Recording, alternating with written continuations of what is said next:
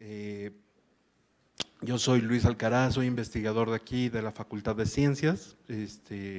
También me toca ser el representante del curso de biotecnología, que por algo es obligatorio con todos ustedes, y creo que esta actividad nos puede servir muchísimo para poder integrar algunos conocimientos. Le agradezco muchísimo a la doctora Ángeles Cancino, que está allá arriba, y al profesor Ramsés Gamboa por la ayuda en la organización de este evento.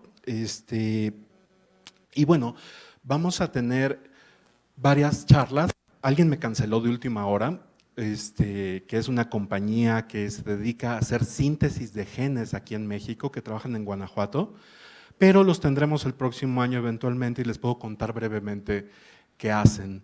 Lo que pasa es que el director de la compañía decidió agendar por sí solito el viaje para acá, tenía boletos de avión, tenía hotel y todo, pero para el día de mañana, no para hoy, ¿no? Entonces, no va a ser posible llegar, y dice, para algo tengo asistente y por algo no la usé, pero bueno.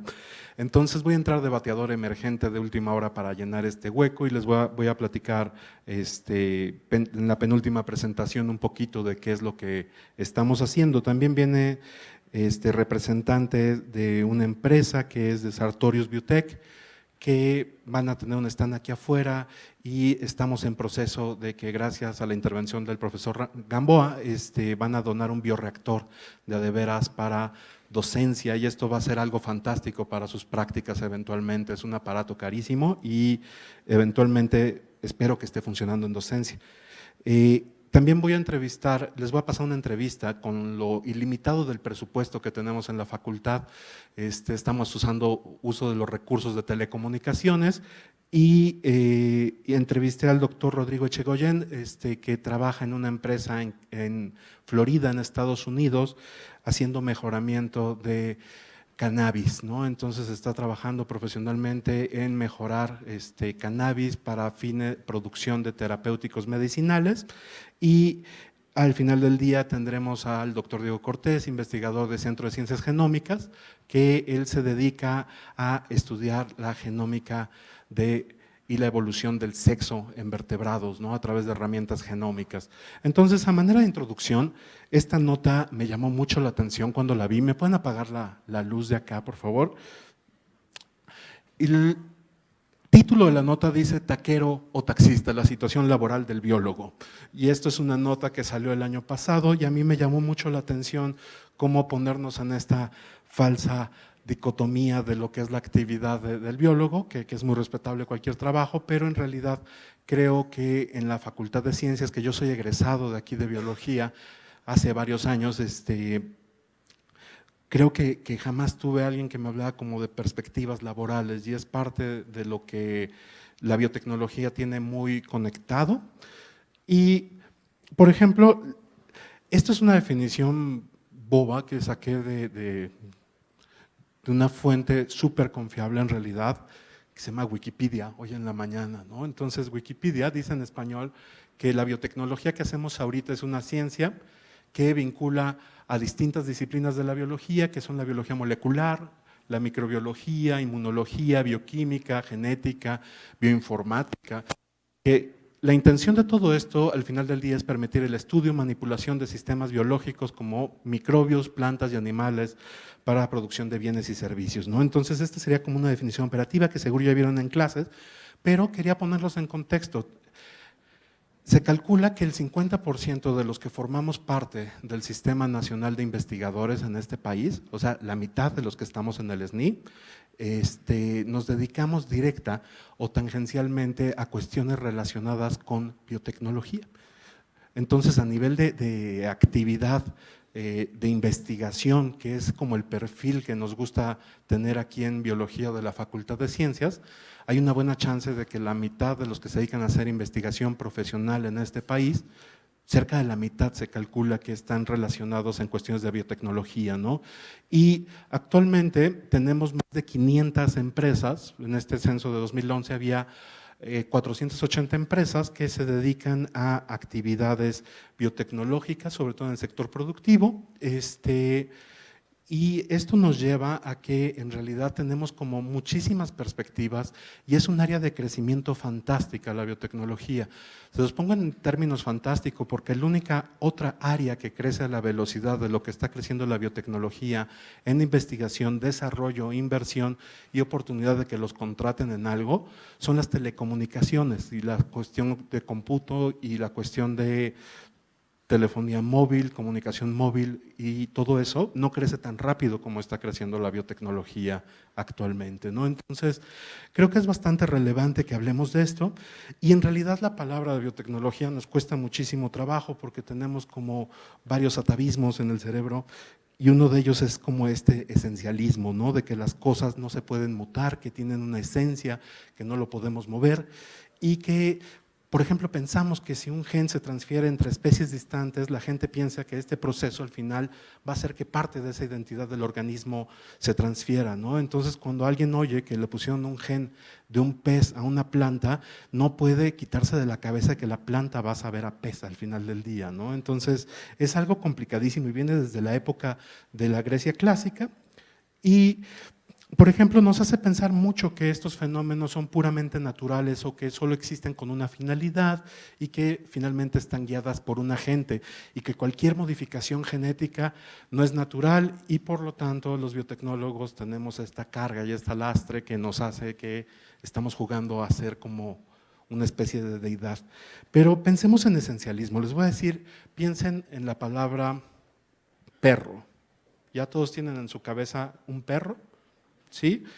Si hacemos una cuestión de representación gráfica de este animalito, tenemos un arquetipo de qué demonios es un perro, ¿no? Y pudimos haberlo imaginado de muchas formas y ahorita estoy plantando en sus cabezas la imagen de un perro que en realidad surge de un proceso de domesticación de ancestros lobos y el proceso de selección artificial es un proceso de biotecnología clásica por sí y si movemos el arquetipo y si existieran los arquetipos en realidad, estaríamos negando la evolución y estaríamos negando todo el cambio que está sucediendo todo el tiempo y estaríamos negando todas las fuerzas evolutivas que tenemos allá afuera.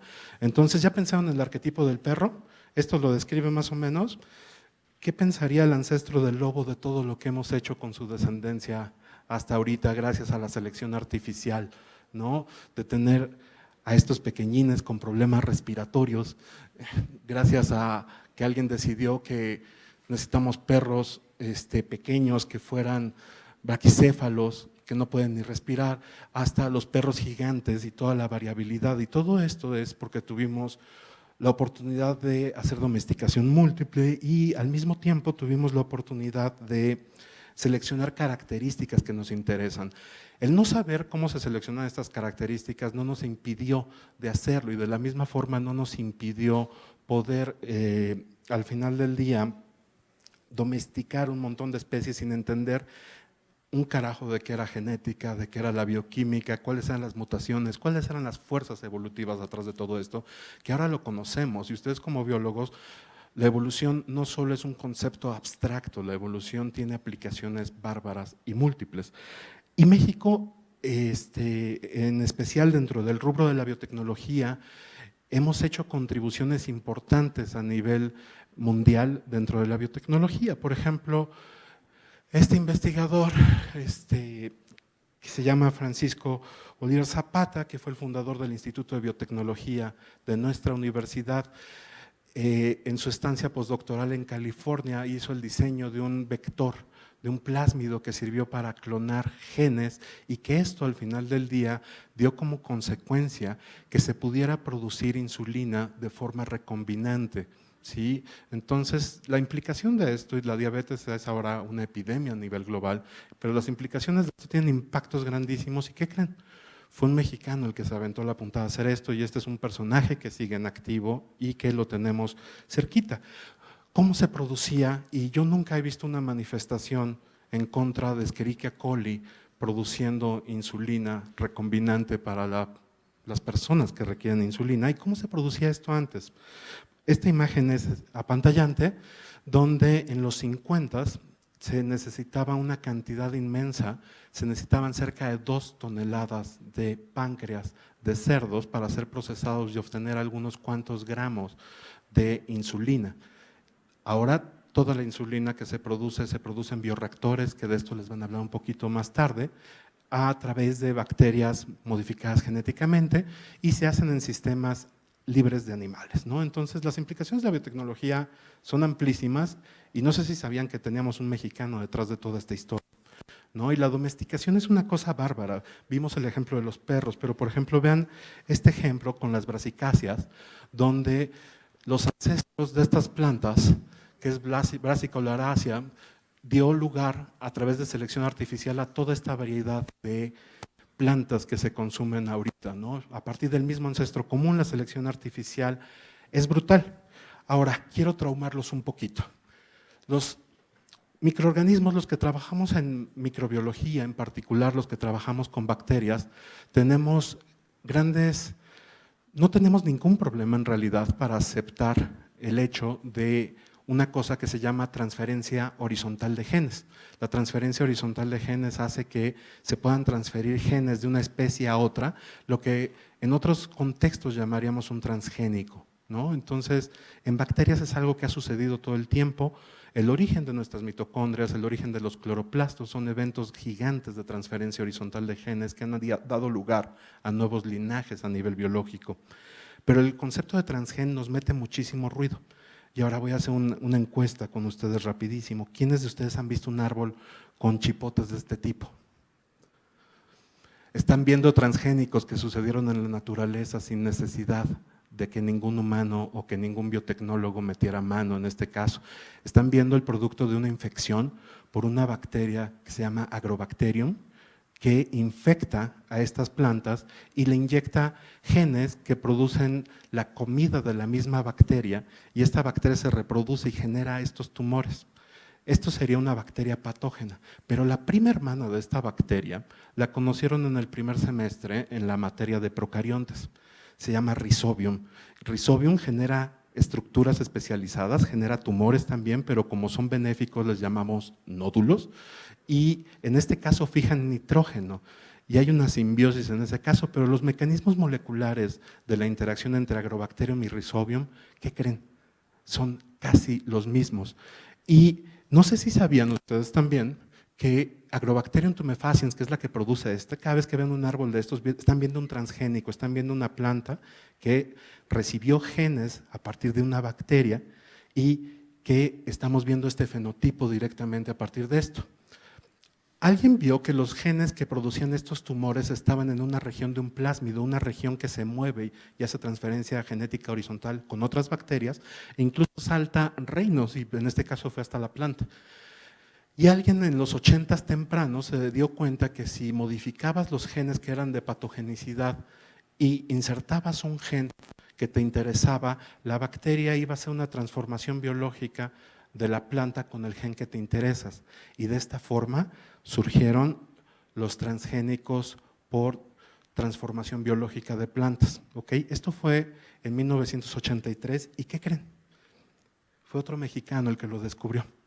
Este es el doctor Luis Herrera Estrella, que trabajó esto en su tesis doctoral cuando estaba en Bélgica, y su tesis doctoral era en zoología, y él nunca trabajó con un animal, ¿no? Entonces tampoco se apantallen mucho de cuál es el título del posgrado en el que están. Él trabajó con bacterias y plantas, y su título de doctorado era en zoología, y es un mexicano que generó la primer planta transgénica del planeta, y fue fundador del Laboratorio Nacional de Genómica para la Biodiversidad en Irapuato, y ahorita se encuentra, digámoslo, autoexiliado produciendo su investigación en la Universidad de Texas, donde se le han dado las condiciones para poder seguir haciendo investigación en modificación genética de plantas. Y Luis es un gran amigo mío, hago esa declaración. Aquí estamos cambiando una llanta cuando fuimos a colectar plantas del peyote en el desierto con los permisos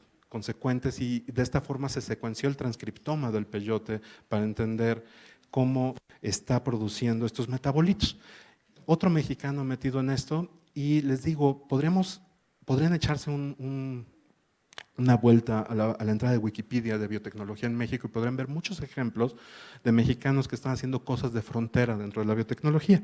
Actualmente, por ejemplo, tenemos que con la secuenciación de genomas, se secuenció el genoma humano en 2001, y hay otras cosas que hemos ido aprendiendo. Por ejemplo, los españoles, una cosa que yo aprendí es que los españoles le llaman boniato al camote, ¿no? Y entonces, boniato, cuando secuenciaron el genoma, descubrieron que 13% del genoma en realidad son secuencias que vienen de otras especies, son transgénicos naturales, ¿sí? Y esto lo estamos descubriendo cada vez más cuando secuenciamos cada vez más y más genomas, que la genómica en realidad es parte de la biotecnología.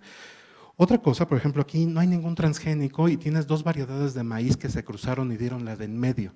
Esto se llama un híbrido y los híbridos son cosas que se pueden comercializar totalmente como orgánicos y generan estas cosas, pero hay gente haciendo estas cruzas y hay gente que se le paga por hacer estas cruzas. Por ejemplo, en los 50 se detectó que los rayos X y otro tipo de estreses, como la radiación, pueden inducir mutagénesis y esta mutagénesis se ha utilizado masivamente en cultivos y, por ejemplo, no sé si se han preguntado alguna vez de dónde surgieron las naranjas sin semillas en su vida, ¿no? A través de unas plantas que radiaron, las pusieron con radioactividad y recuperan plantas sin semillas que sepan rico. Eso es lo único que se hace. Y se pueden comercializar allá afuera sin que nadie diga son totalmente seguras. Y la radiación que creen genera mutaciones en todo el genoma y a nadie le piden que se revisen dónde están esas mutaciones. ¿Sabían eso? Aquí está una planta en Japón, por ejemplo, donde tienen placas de cobalto, que son estas cosas que ven aquí, que están rodeando las plantas que se están mutagenizando. Y ahorita tenemos cerca de 4,000 especies vegetales que estamos consumiendo, en principal cereales, que se generaron a través de radiación, mutagenizando todo el genoma y haciendo pruebas de que la planta sobrevive, sí, crece, sí, sabe bien el producto, sí, lista para el mercado. ¿Sabían eso? Estamos haciendo modificaciones en todo el genoma, no sabemos dónde, y esto puede ser etiquetado como libre de modificaciones genéticas, lo cual es falso, y puede ser clasificado a la venta como algo orgánico, ¿no? Entonces, otra cosa que se hace, que hacía un abuelo mío que tenía un huerto, son los injertos, ¿no? Y los injertos es poner una base de una planta y encima otra. ¿Qué creen? Con los injertos también estamos moviendo genes, no sé si lo sabían. Y eso no lo sabíamos hasta ahorita. ¿Dónde está la biotecnología? Está acá. En la clase lo que queremos darles son las bases como para que lleguen a las fronteras. Ahorita, por ejemplo, les presento este bicho, que los que están en mi grupo ya lo conocen, que es una bacteria que se diseñó directamente en el laboratorio a partir del molde de una bacteria ya súper reducida. Se pusieron a quitar todos los genes y a partir de quitar todos los genes que no eran esenciales para el crecimiento, se hizo un diseño en la computadora, se sintetizó toda la secuencia del genoma en bloques pequeños que se iban armando cada vez más grandes hasta que lograron armar un cromosoma. Se inventó una técnica que se llama trasplante de cromosomas y esto se transforma en una célula y al final del día te puedes quedar con células que solo tengan el cromosoma que diseñaste en una computadora. Y ahí tienen la foto de cómo se ve el organismo. Si están preocupados de los transgénicos, están preocupados por problemas de 1980, esto es donde está la biotecnología ahorita, ¿no? Están impresos más de 470 genes en un solo organismo y estas son las referencias a todo esto y lo que más me sorprende a mí es que ahorita tenemos esto que parece la tapa de un cereal, pero la tapa de un cereal te dice qué genes son los que contiene la célula más pequeña que se ha diseñado en el laboratorio del genoma y cuántos genes necesita para replicarse, para traducir, para transcribirse y todo. Y ahí estamos. Y ahorita estamos con otras tecnologías que nos permiten hacer edición genómica, que nos permiten, son enzimas de restricción teledirigidas y súper dirigidas a hacer otro tipo de cosas, pero por ejemplo, la biotecnología ha estado más cerca de ustedes de lo que se imaginan. El proceso de nixtamalización, que es una digestión alcalina, es algo que la gente considera como biotecnología milenaria para zafarse de problemas como este, por ejemplo. No sé si conozcan que los maíces tienen un problema, el hongo que nos gusta es el huitlacoche, pero crecen algunos que generan aflatoxinas y esas toxinas son directamente cancerígenas y la gente se muere de comer esto. Se están desarrollando, por ejemplo, maíces transgénicos que inhiben el crecimiento del hongo y entonces no se genera esta toxina. Hay algunos otros ejemplos donde ahorita hay maíces modificados genéticamente que pueden crecer 60 días sin una gota de agua, gracias a algunos poquitos genes que se le agregan. Hay algunos que están produciendo más vitaminas de lo que tendrían, agarrando genes de jitomate, metiéndoselos directamente al maíz, de zanahoria e incluso de algunos crustáceos directamente metidos al maíz. El gluten les está afectando, ahorita hay variedades de trigo que se están haciendo para que no produzcan gluten directamente, para que puedan comer pan sin directamente hacer esto. ¿Han visto estos jitomatitos alguna vez? Negros, ahorita no hay jitomates que se vendan transgénicos en el mercado, pero se están produciendo variedades transgénicas que producen cantidades bestiales de vitaminas, en este caso están desarrollando astaxantinas y algún otro tipo de pigmentos que tienen propiedades antioxidantes. No sé si conocían esta piña. Cuando digo transgénicos piensan en Monsanto, ¿no? ¿Qué tal les parece que la compañía del Monte está desarrollando esta piña que es rica en antocianinas y tiene valores de que no te comas las vitaminas por fuera, sino que directamente esté por ahí? Esta es una papa, por ejemplo, que la papa cuando la fríes tiene el problema de que genera acrilamida y la acrilamida es tóxica directamente para nosotros. Ahorita se está haciendo una modificación de esta papa para silenciar esos genes y que no tengas problema de pardeamiento directamente en la papa y que produzcas mucho menos acrilamida y por lo tanto baje su toxicidad, ¿no? Entonces hay una cantidad de cosas que no están viendo que suceden allá afuera. Y a nivel ambiental también es importante. Ahorita con el sargazo que tenemos aquí en México, muchos le echan la culpa a que son afloramientos por eutrofización de fósforo que se vierte a los sistemas y gran parte del fósforo viene de una mala digestión de los cerdos. Y ahorita se hizo un cerdo transgénico que tiene una sola enzima, que es la fitasa, que permite que se degrade el fósforo y que no tengamos que los desechos del cerdo se vayan para acá y que tengamos eutrofización. Una cosa que ya existe en la realidad, estos son proyectos, es este pescadito. Este pescadito es un salmón que se llama el salmón, es un salmón transgénico que en este caso lo que tiene, estos son dos peces de la misma edad, de la misma talla, bueno, de la misma edad que se alimentaron exactamente con lo mismo y la diferencia es brutal. Y lo que hicieron en este caso fue que agarraron un gen, la hormona de crecimiento de una trucha, de un salmón, generaron esta variedad y entonces requieres muchísimos menos nutrimentos para poder hacerlo, ¿no? Entonces, estamos en un área de la biotecnología súper interesante, es súper cuestionable y vamos a ver las cuestiones éticas también en su curso, pero ahorita quería ver más las cuestiones de alcances. Por ejemplo, el principio precautorio que te dice no puedes liberar estas cosas hasta que no entiendas todas las consecuencias de lo que hacen en el ambiente, es perfectamente claro, pero si lo aplicáramos a nuestra vida para todo, quizás no avanzaríamos mucho. Piensen, cuando empezó la plática les dije las telecomunicaciones, la computación y la biotecnología es lo que más rápido está aumentando.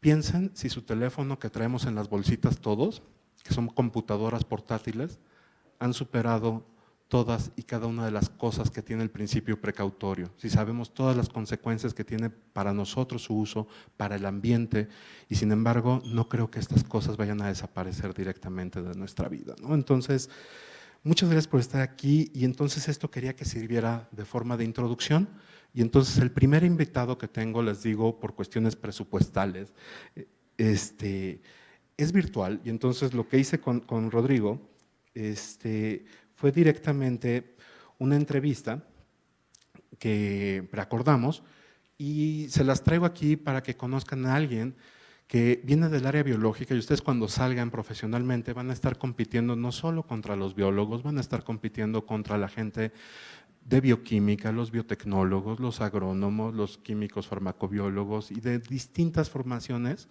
y tienen que saber que ustedes con su formación que salen están preparados para abordar casi cualquier tema porque tiene un conocimiento sólido y general y muy amplio de la biología. A un buen biólogo no le debería tomar muchos meses cambiar de sistema rápidamente. Y entonces les presento a mi amigo, Vamos a ver una grabación y si quieren ahorita platicamos un poquito antes de la siguiente presentación, ¿ok?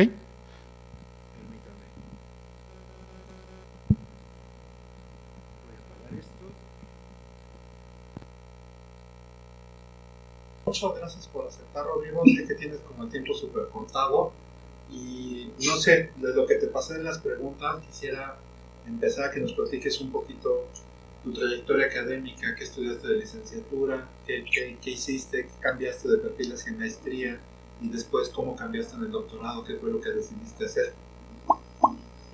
Sí, claro, Luis. No, pues con gusto.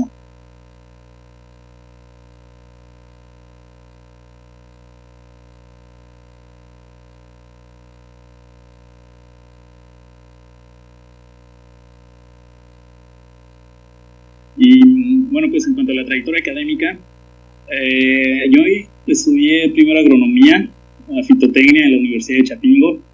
Estuve ahí de 1999 al 2004. Y cuando estaba en la carrera, pues me empezó a llamar la atención toda la parte de genética y biotecnología, cultivo de tejidos, y decidí hacer una maestría. Pues ahí en México lo que me parecía la mejor opción era Simvestar. Entonces fue a lo que le tiré. Afortunadamente pasé el examen de admisión, que recuerdo que fue dificilísimo, me preguntaban del ácido chiquímico, ni tenía idea qué era y demás. Pero bueno, de alguna forma me aceptaron y empecé la maestría ahí. Y ahí conocí a Gertrude Rand, que fue mi supervisora de la maestría. Es una señora danesa investigadora que iba llegando a México con una línea de investigación nueva que es en epigenética de maíz, en Simvestar. Y en ese entonces decidí que quería encontrar un doctorado que mezclara toda la parte de campo por el background que tenía en agronomía, pero también combinar con la parte de laboratorio y en especial epigenética. Entonces encontré un proyecto en línea en la Universidad de Sheffield en el Reino Unido que era con una planta parásita que se llama Striga montica, y el chiste era encontrar resistencia en plantas de maíz y de arroz a esta planta parásita. Entonces, pues ahí lo que hice fue contactar a la investigadora, le dije que me interesaba su línea. Me respondió diciendo que le parecía buen candidato, pero que no tenía. Lo que hice fue contactar a la investigadora, le dije que me interesaba su línea. Me respondió diciendo que le parecía buen candidato, pero que no tenía financiamiento para poder hacer el doctorado allá, pero que si podía conseguir mi propio financiamiento, que entonces ella me aceptaba sin ningún problema. Entonces ahí me puse a buscar opciones y pues CONACYT fue la mejor opción. Presenté mi solicitud, me dijeron, ok, necesitas estar aceptado por la universidad. Entonces apliqué a la universidad y llegué ahí a un loop, porque la universidad me decía, no te podemos aceptar si no tienes financiamiento, y CONACYT me decía, no te podemos dar financiamiento si no te ha aceptado la universidad. Entonces lo que hicimos fue sacar una carta condicional de parte de la universidad. Me dijeron, pues mira, puedes quedar aquí aceptado condicionalmente a que tengas financiamiento. Llevé mi documentación a CONACYT, todo súper straightforward. Entonces fue fácil conseguir el financiamiento por parte de CONACYT para hacer el doctorado en Inglaterra. ¿Y cómo, cuando hiciste la maestría en biotecnología de plantas, tu motivación fue moverte hacia el área biotecnológica, después en el doctorado trabajaste con la planta parásita, y cómo fue al final, por ejemplo, esta conexión de lo académico hacia el mundo real, hacia el mundo aplicado, ¿no? Que creo que es de tus intereses importantes, ¿no? Sí, claro.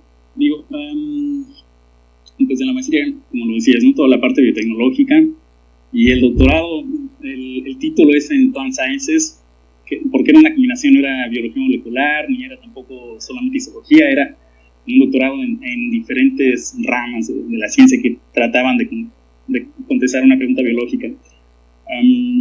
Entonces, no es que estuviera especializada en alguna cosa, lo cual me daba la flexibilidad de buscar diferentes opciones una vez terminando el doctorado.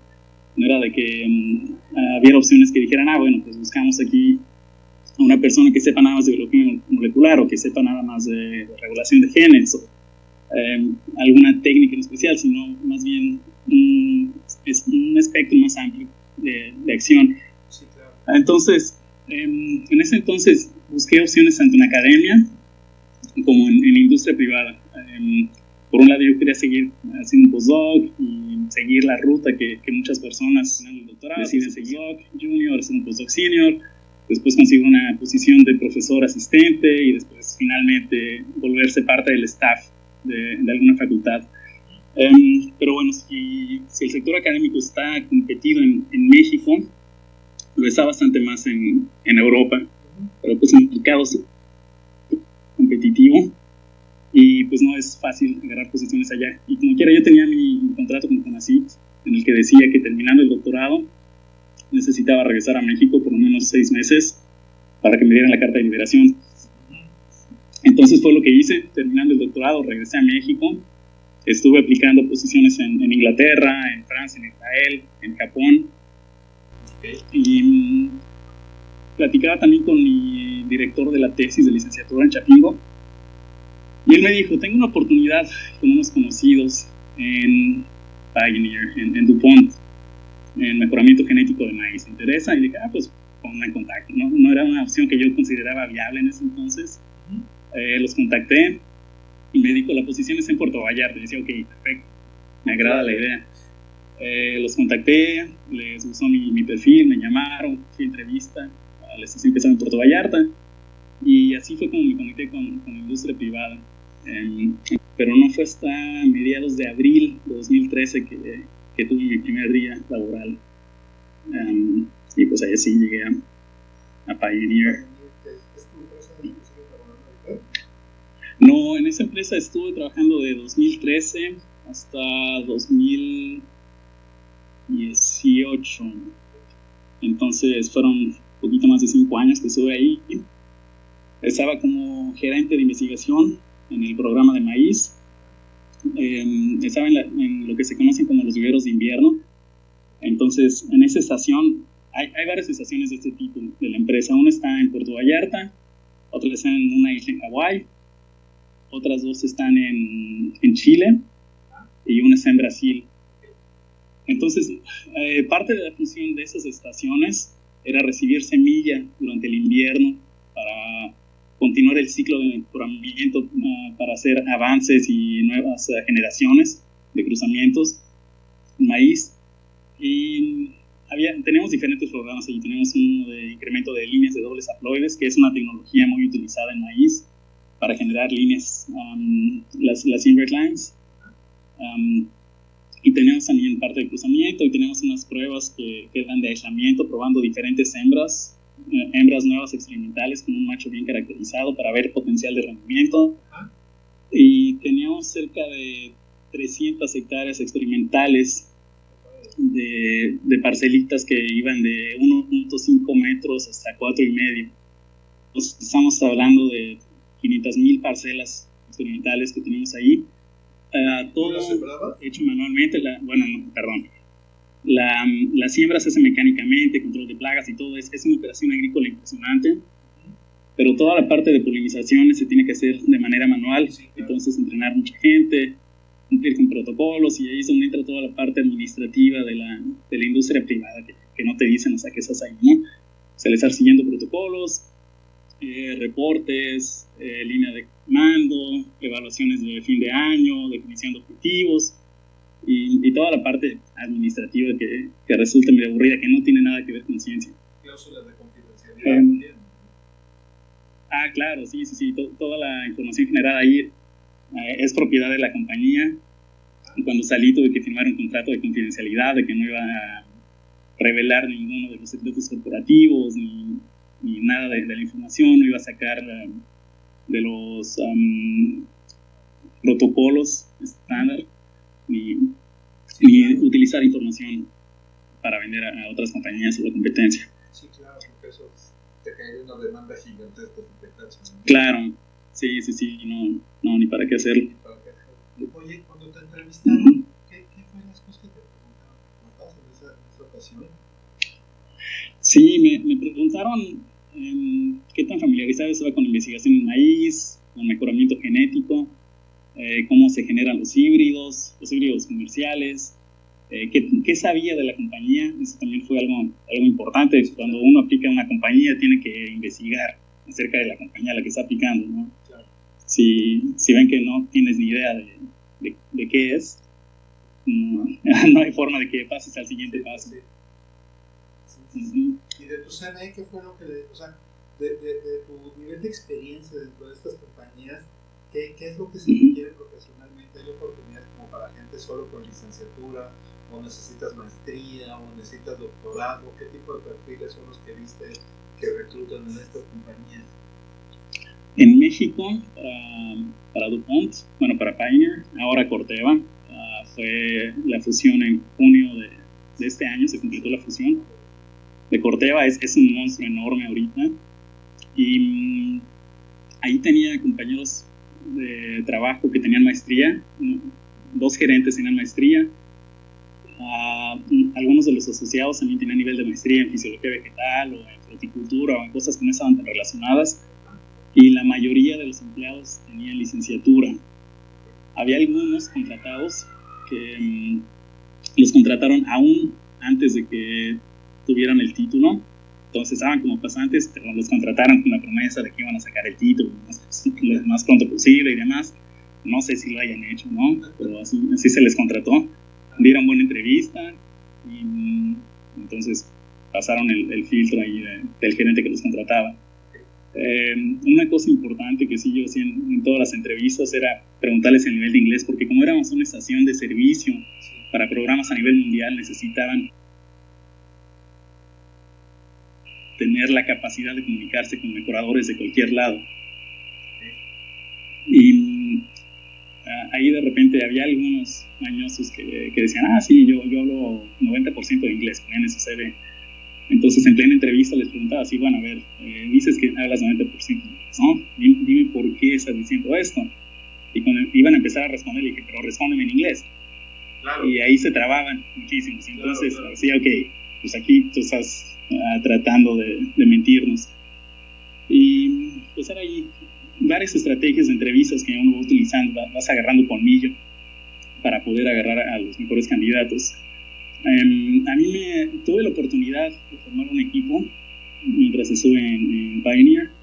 Yo empecé trabajando con 4 reportes directos, tenía 4 asociados.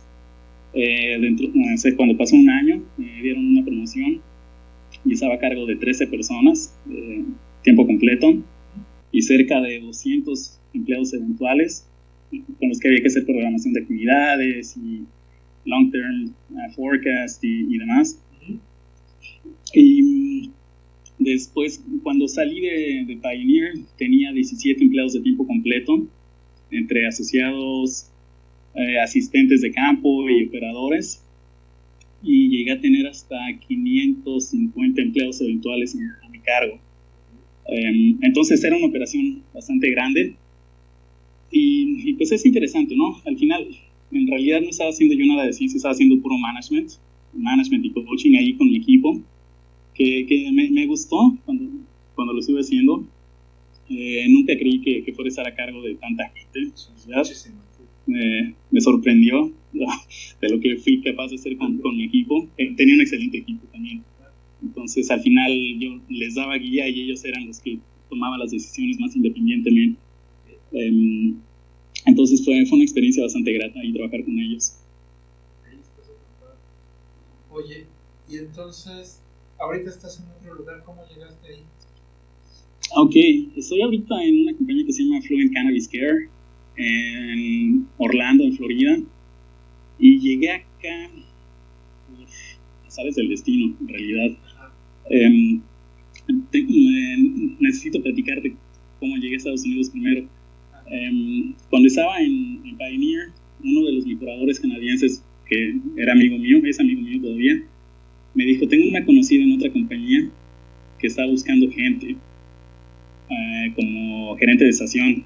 Y ya me puse en contacto, la conocí en México, porque ella tenía también viveros de invierno en la misma región en la que estábamos nosotros. Platicamos, me dijo, aplica a la posición, está abierta en línea, y te contactamos. Entonces apliqué, vine a entrevista a Estados Unidos por el Davis, en California, y conocí al equipo ahí, me pareció que estaba bien. El trabajo era el mejoramiento genético de alfalfa y de maíz forrajero, entonces era un poquito diferente el enfoque. Trabajar con alfalfa es completamente diferente a trabajar con maíz, porque es un cultivo perenne, dura 3 años, se hacen cortes cada 28 días, y no tienes líneas puras ahí, tienes poblaciones, ¿no? Porque alfalfa es tetraploide, a diferencia de maíz, entonces es un organismo mucho más complejo para poder hacer mejoramiento genético. Sin embargo, se hace, y estaban trabajando con 2 traits biotecnológicos, de hecho, que era el Roundup Ready y otro que se llama Harv Extra, que es reducción de lignina en alfalfa para mejor digestibilidad. Entonces, olvidé mencionarte, pero cuando estaba en México también tuvimos la oportunidad de trabajar con organismos transgénicos. Tuvimos traits aprobados en Estados Unidos que siguen siendo regulados en México, pero tuvimos oportunidad de trabajar con eso. Éramos una de las pocas compañías que tenían permisos para realizar investigación en ello, y pues eso fue también bastante interesante. Entonces ya traía todo el trasfondo de regulación y de cumplimiento de normas en cuestiones biotecnológicas. Y en Estados Unidos inclusive es más regulado, porque aquí sí estamos trabajando con traits que no están liberados todavía, no están aprobados por la FDA. Entonces la regulación es bastante más estricta, y pues todo el conocimiento que adquirí mientras estuve trabajando en Pioneer, y ese conocimiento que traía del doctorado, donde también estuve trabajando en líneas transgénicas, me sirvió durante esos trabajos. Ahora, cuando estaba en Davis, la compañía para la que trabajaba tuvo una reducción de empleados. Tuvieron ventas menores a lo que esperaban, mucho menores de lo que anticipaban. Entonces cerraron varios programas de investigación, cerraron todo el programa de maíz de la compañía, cerraron Trait Integration, y cerraron varias estaciones de investigación de alfalfa. Entonces me tocó salir en ese recorte de personal. Y estoy en Estados Unidos con una visa de trabajo que no era con la que no puedes trabajar con cualquier persona. Entonces solo puedes trabajar para la persona con la que tienes autorización por parte de migración, que puedes realizar un cambio de empleador en caso de que sea necesario, pero es todo un trámite. Y terminó mi relación laboral con Land O'Lakes, se llama la compañía para la que estoy trabajando,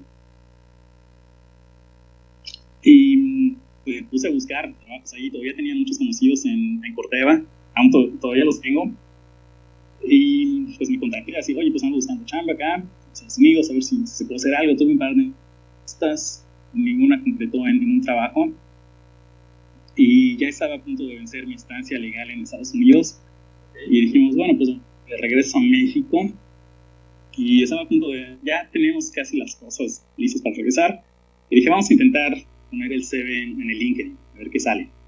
No le tenía yo nada de fe a eso. ¿Qué tal? Contacté a una persona preguntándome cuál era mi estatus legal en Estados Unidos. Le dije, soy aquí con una visa que es transferible a otro empleador en caso de que estén interesados en contratarme. Estuvimos platicando sobre la experiencia que tenía.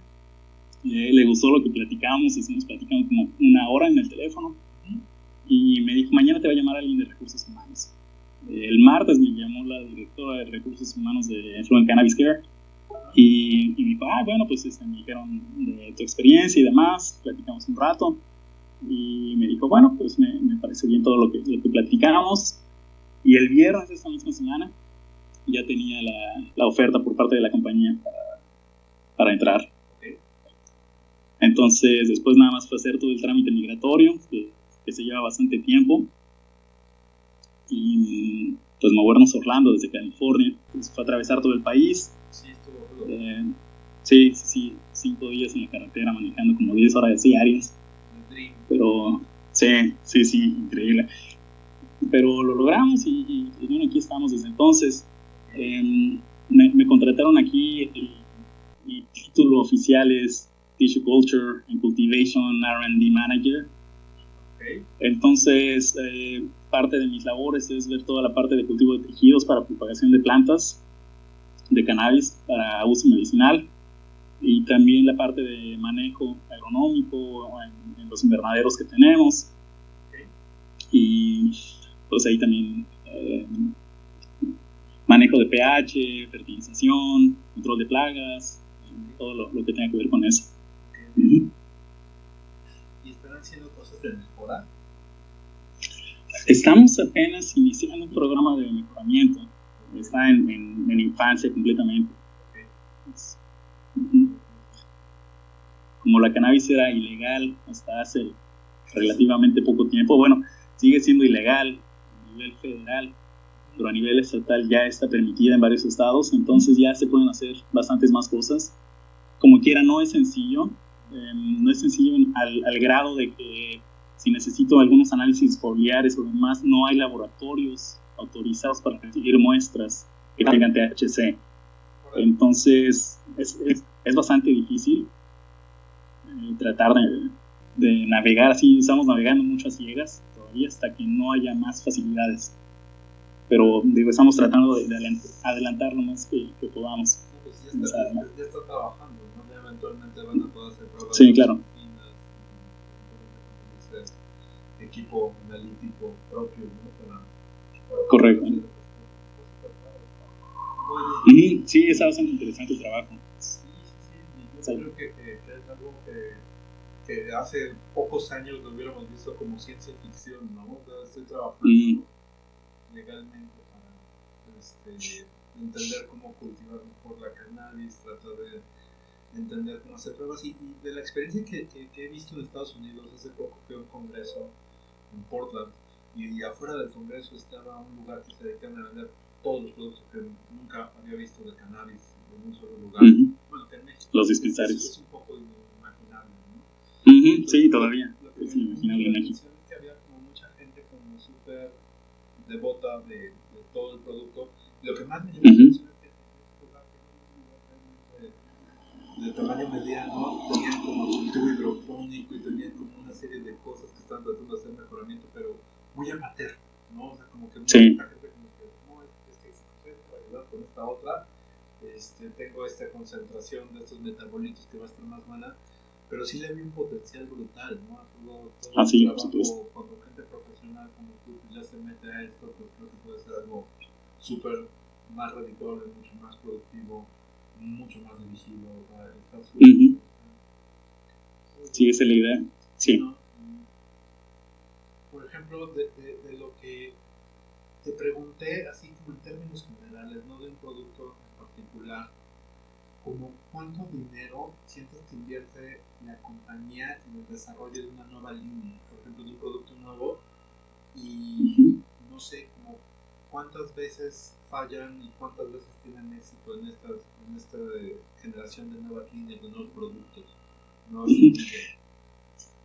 Ya, pues mira, de lo que mejor te puedo platicar es de maíz, es en donde pasé más tiempo, porque ahorita de cannabis es una inversión enorme lo que están haciendo, pero como no hemos llegado todavía a un producto terminado como tal, no hay una estimación que te pueda dar ahorita. Pero en maíz, por ejemplo, en Corteva, estamos hablando de millones de dólares por cada uno de los híbridos que llega a sacar la compañía. El puro registro de una línea nueva, estamos hablando de cientos de miles de dólares para que pueda estar registrado como una línea patentada. Pero sí, si tomas en cuenta todo el tiempo que conlleva desde la cruza inicial que estás haciendo de los materiales que seleccionas como padres a la depuración genética que haces, pasando por, te estoy hablando de algunas pruebas en las que el 95-96% de tu material se va a la basura. Si escoges nada más el 3% más prometedor, estamos hablando ahí de que todo ese dinero ya se fue. Sin embargo, no es dinero que se esté tirando a la basura, porque si no lo hicieras no podrías encontrar las líneas que normalmente, si tomas una prueba de distribución normal, son los outliers los que quieres encontrar. Entonces es ese porcentaje pequeño el que estás buscando, ese es lo que quieres. Pero para llegar ahí tienes que invertir millones y millones de dólares en investigación, en personal, en mano de obra, en equipo, en muchísimas cosas, pero es mucho dinero de lo que estamos hablando por desarrollo de producto. Sin embargo, el revenue, las ventas que se logran hacer con un producto exitoso, lo superan por mucho. Sí, El maíz se dice que es el oro amarillo de Estados Unidos. Entonces, en alguna plática que nos dieron decían que la simple producción y venta de maíz en Estados Unidos de un año es mayor a todo el oro que extrajeron los españoles de México. Entonces es ahí para darte una proporción del dinero que es involucrado. Sí. Por ejemplo, si yo quisiera hacer una transformación, por ejemplo, en la forma de cultivar, ¿qué limitantes le ves, por ejemplo, a la academia cuando lo comparas con el sector privado? Ahorita mencionabas algo de tus campos de cultivo y las potenciales que tienes para probar cosas, pero desde tu punto de vista en un medio meramente académico a la transición hacia las empresas, ¿cómo ves las posibilidades de transformar y de desarrollar nuevas formas de producir alimentos y cosas así? ¿En la academia sirve para algo lo que hacemos? La academia, yo creo que sirve lo que hacen, creo que es bastante útil. Lo estoy viendo más ahora, por ejemplo, cuando estaba en Corteva, toda la investigación era interna y era mucho más enfocada. Entonces decían, ok, necesitamos desarrollar eso, contrata gente que esté capacitada, que tenga experiencia en hacer eso en academia, exactamente. Y jalaban muchísima gente de academia ya con experiencia para estar trabajando en el sector privado. Ahora me tocó saber de casos que se iban porque les llama la atención el dinero. Obviamente es mucho dinero lo que les ofrecen en comparación de lo que estaban haciendo en academia, pero había otros casos que no les importa. Decían, no, ¿sabes qué? Yo soy como profesor aquí, estoy a gusto, si quieres puedo ser consultor, pero no voy a ser empleado de tu compañía. Entonces también existen esos casos, ¿no? Que la gente, así por amor al arte, están haciendo lo que hacen. Pero volviendo a tu pregunta, sí es importante lo que se hace en academia, pero yo, sin muchos de esos estudios, no habría avance. Pero en México es un poco más difícil, creo yo. De lo que recuerdo de ciencia que estuve haciendo allá, siempre son presupuestos limitados. Entonces uno tiene estas ideas enormes y dice, mira, podemos hacer esto y esto y esto y esto. Ok, ¿en cuánto te va a salir, no? Ok, necesitamos 10 millones, 20 millones o la cantidad que sea así. Ok, el grant que tenemos es de 500,000 pesos. Así, ok, te alcanza como para contratar un postdoc, a lo mejor, pero no van a poder hacer nada de lo que quieran. Entonces el presupuesto creo que es una de las limitantes, porque aunque pareciera que no, las compañías privadas también tienen presupuesto, y para meter un proyecto grande también tienes que aplicar para tus grants y demás y mandar proyectos, que se les llama proyectos de capital, normalmente en los que se hacen inversiones bastante más fuertes, pero ya con una proyección a muy, muy largo plazo, por lo menos a 5, 10 años, 20 años. Y entonces sí empiezan a invertir en ese tipo de proyectos. Pero si la empresa no ve que va a ser redituable, lo rechazan.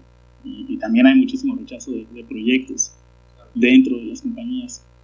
Sí, ¿no? Y por ejemplo, nosotros tenemos algunos experimentos chiquitos donde pruebo 50 plantas en hidroponía, y en realidad cuando pienso en la escala en la que se podría estar trabajando, las ideas que tenemos en el sector privado, pues es poner esto en este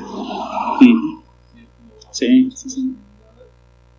Pero pues tienes esta contraparte que no puedes comunicar los resultados, ¿no? Y que los resultados son como son propiedad de la compañía, ¿no? Entonces como que claro. es interesante cómo manejarlo, pero yo creo que es como súper gratificante estar haciendo las cosas a esta escala y que en realidad tienes una posibilidad de estar buscando como todos estos outliers de hacer selección artificial como mucho más dirigida, utilizando herramientas de punta y pensando otras cosas, y se me hace como una de las grandes cosas que son más atractivas. La otra del dinero, pues sí, no se compara lo que se gana en la academia con respecto a la industria, ¿no? O sea, ¿cómo ves tu experiencia socioeconómica como becario del CONACYT durante todos los años de posgrado a lo que es ahorita tu vida? Sí, cuando terminé el doctorado, el trabajo en Pioneer fue mi primer trabajo. Yo nunca había trabajado antes, siempre estuve de becario. Y cuando me dijeron, bueno, ¿cuánto quieres ganar? Dice, bueno, como me pagan más de lo que me dan de beca. Sí, por eso no te preocupes, ¿no? Y de entrada me ofrecieron más del doble de lo que era la beca de doctorado. Entonces ya ahí dije, ok, de aquí soy. Okay.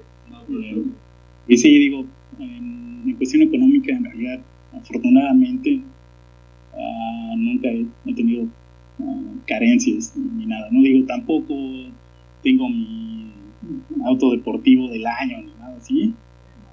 Se vive modestamente, pero no te falta nada. No, es como otro rango de precios y todo esto.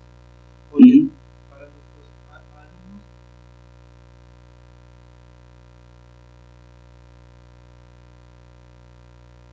Prendo el micrófono. Gracias. ¿Ya vieron por qué soy profesor de la facultad y no youtuber? Sí, es una cosa complicada grabar los videos. Aquí lo voy a cortar, pero de las cosas que vieron, quería que vieran los mensajes de cómo a través de una red de contactos es como puedes de repente conseguir una oportunidad laboral, como alguien que estuvo sentado junto a mí en un salón de posgrado, llegó a dirigir 500 personas y cuando le pregunté cuánto era el rango de salario, o sea, imagínense cuánto cuesta hacer una semilla que necesitas fecundar florecita por florecita, ¿cuánto le pagas a alguien que hace eso? Y me dice, en campo le pagas la jornada a alguien como entre 300 y 400 pesos en la empresa, que es bajo, pero alguien de licenciatura que entra, no sé si se han imaginado cuánto es la cotización de lo que deberían de cobrar ustedes saliendo de aquí, y me remito a la primera diapositiva que les enseñé, que a mí me alarmó un poquito, y el trabajo de entrada en una compañía grande transnacional como Pioneer, que seguro ni la tenían en la mente y que ya vieron que se fusionó 2 veces con otra cosa, que estaba DuPont, que cuando yo pensaba en DuPont, pues esos no hacían sartenes y pinturas y cosas así, pero resulta que hacen transgénicos también, ¿no? Entonces hay empresas que están haciendo este tipo de actividades y no se llevan la mala publicidad que tienen otras.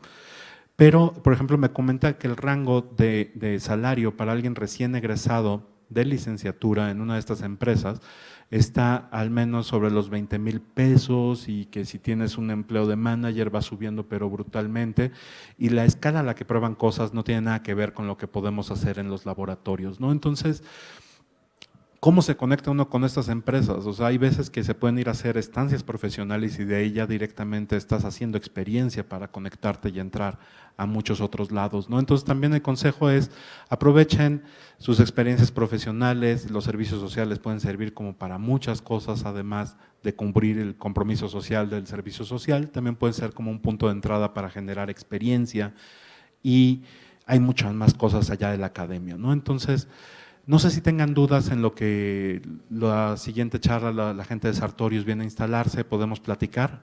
No sé si tengan alguna duda.